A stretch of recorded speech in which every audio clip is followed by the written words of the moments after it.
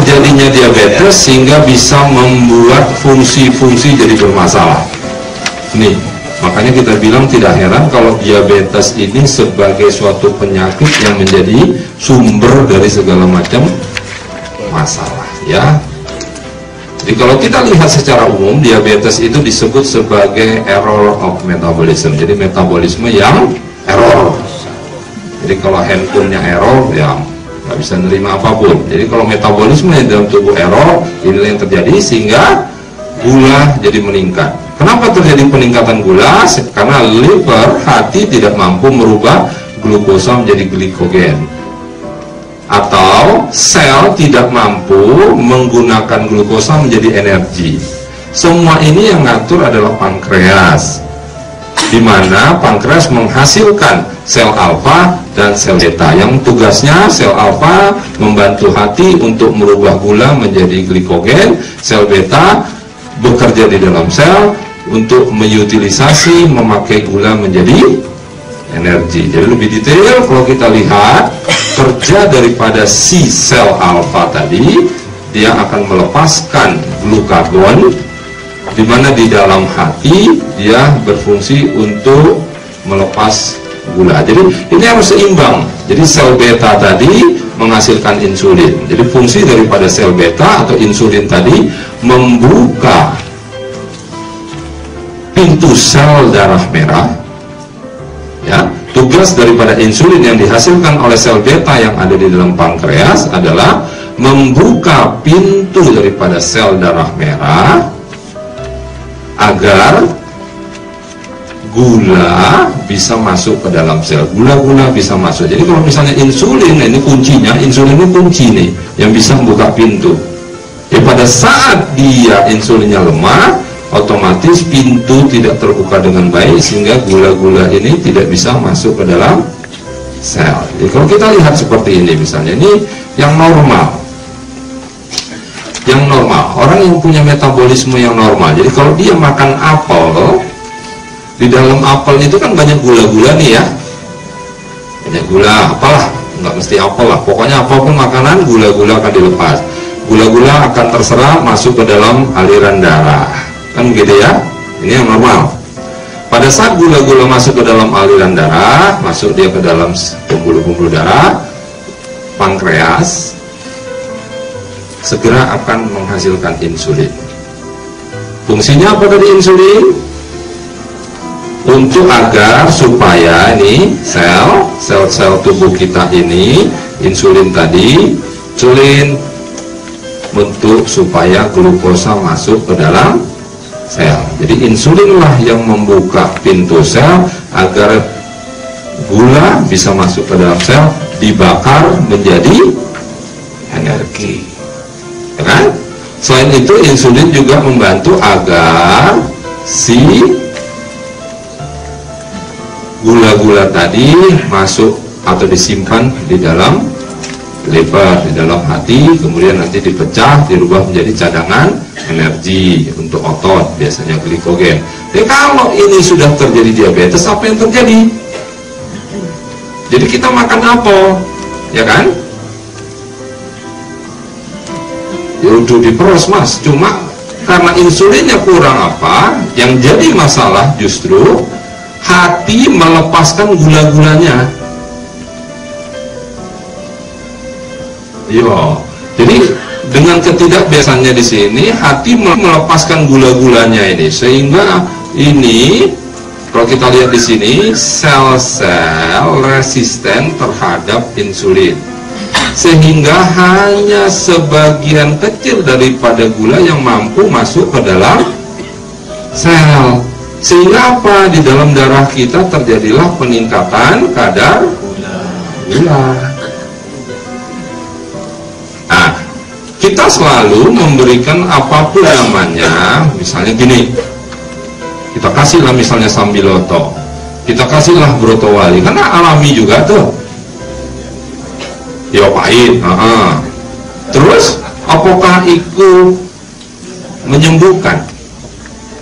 Ya mungkin menurunkan kadar gula darah, tapi belum tentu menyembuhkan, karena dia berfungsi hanya menetralisir si gulanya saja. Jadi kalau kayak gitu, untuk mengatasi gula apa yang dilakukan? Perbaikin ininya. Bagaimana fungsi-fungsi pankreasnya agar menghasilkan insulin dan si glukagon tadi dengan baik, sehingga gula darah bisa dimetabolisme atau bisa dibakar, bisa dipakai, dipergunakan oleh sel dengan baik, tidak numpuk di dalam sirkulasi aliran darah, ya. Jadi kalau kita lihat gangguan daripada ketidakberesan, ketidakkontrolan daripada diabetes, inilah bisa terjadi sampai akhirnya koma dan game over, ya kan? Jadi akibat insulinnya yang kurang baik, glukosa terblok sehingga kadar gula di dalam darah, hiperglisemia meningkat, sehingga kencing, jadi kandungan kencing banyak mengandung gula, sehingga jadi poliuri, artinya nguyuh terus, kencing, dehidrasi. Dengan kita dehidrasi, mulailah terjadi haus terus. Kan salah tanda-tanda orang yang kencing manis kan gitu kan, bolak-balik kencing, bolak-balik ngelak, ya kan? Rupanya kenapa terjadi seperti itu? Ya ini tadi, mekanismenya terjadi akibat kadar gula di dalam darah meningkat, maka di dalam air kencing, di urin kita pun gulanya meningkat. Akibat gula yang meningkat di dalam kencing, kita jadi poliuri, kencing terus, nguyuh terus, ya kan? Dari sini mau ke Malang 10 kali berhenti kencing. Yo mbak, oh. Hah? Ya akibat itu terjadi dehidrasi. Ojo nguyuh nang porong, wah tambah banjir tuh. Ya, jadi akibat bolak-balik kencing, ya cairan tubuh berkurang, dehidrasi. Akibat kita kekurangan cairan, haus-haus saja. Ini kan tanda-tanda yang paling sering kita lihat pada orang-orang yang terkena diabetes, ya, dengan resiko yang macam-macam. Orang yang sudah mulai yang kita sebut di mana terbentuknya keton-keton karena gulanya yang tidak terkontrol terlampau tinggi, mulailah kita merasa kayak itu ambu kutek itu apa biasanya aseton. Nah, jadi napasnya seperti itu. Nah, kalau udah terjadi seperti itu, biasanya kita lihat orang-orang yang sudah koma, ya, orang-orang yang sudah koma karena kencing manis, karena diabetesnya tadi, seperti napasnya seperti itu baunya. Jadi itu karena udah sangat tingginya lah kita lihat gula-gula tadi, ya. Kasus dimana kok terjadi habis minum noni mestinya turun kok malah naik. Nah, kan kita tadi sudah cerita bahwa noni bekerja di sel alfa dan di sel beta. Sel beta itu apa? Di sel di mana dia merubah gula menjadi energi, kan gitu ya. Jadi kalau kita lihat fungsi sel beta, bagaimana dia merubah supaya gula-gula masuk ke dalam sel. Sel alfa merubah gula menjadi cadangan energi. Jadi gula-gula ini ditarik ke hati untuk dirubah menjadi glikogen atau cadangan energi, kan gitu ya.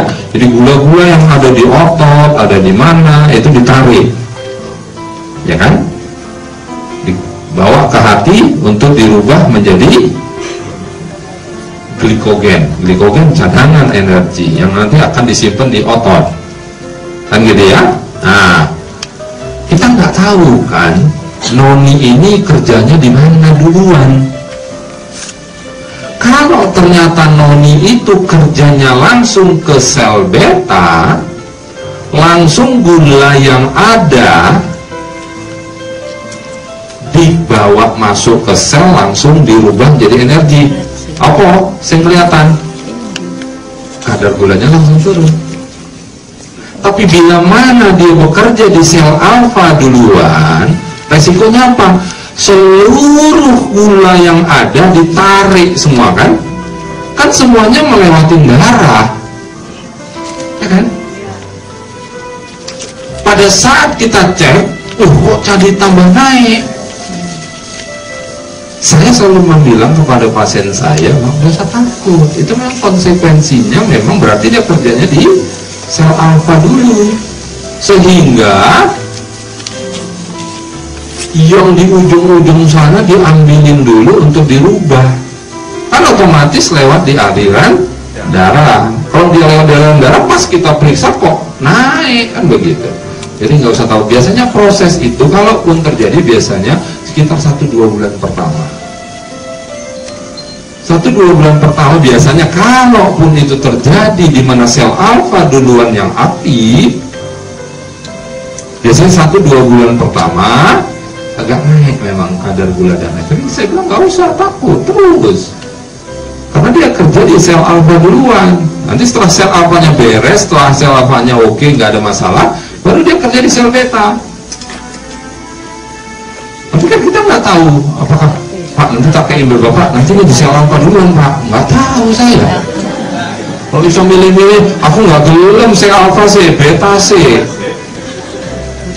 Boleh kalau bisa, tapi kan nggak bisa.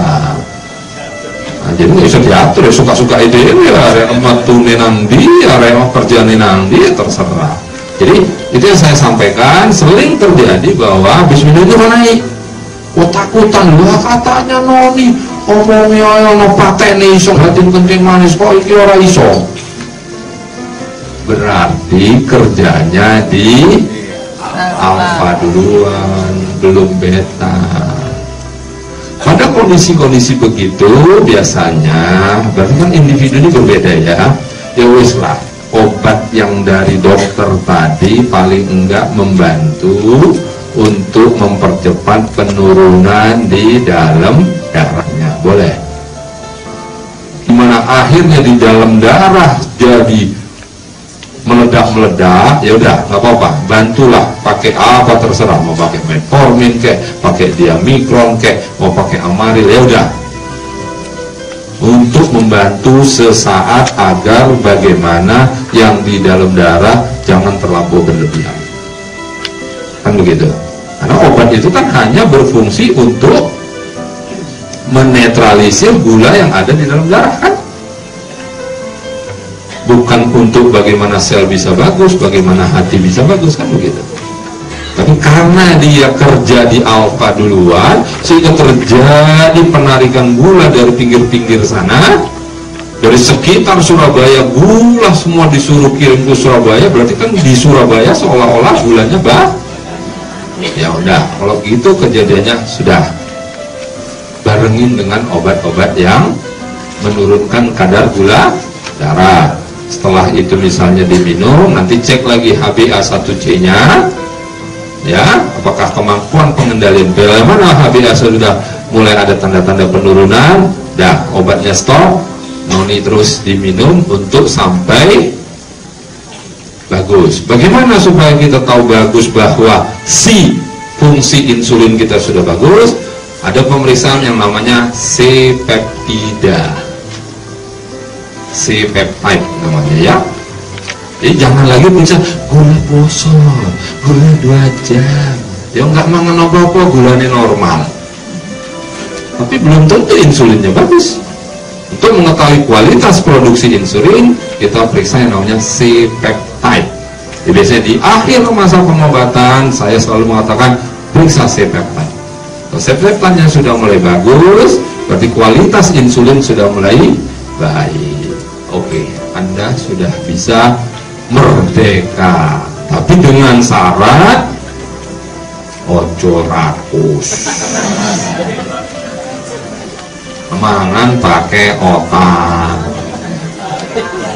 Noni ya nanti setelah gulanya normal, ya namanya kita ingin sehat ya, itu bukan hanya ngobatin gula kan gitu ya. Bukan semua obat dalam arti, tapi artinya bagaimana tetap supaya kita sehat. Yang lebih bagus minum 1 slok per hari daripada minum setengah botol sehari kalau dia sakit. Tempatnya. Jadi selalu saya sampaikan bahwa apapun yang kita minum difungsikanlah dia untuk supaya kita tetap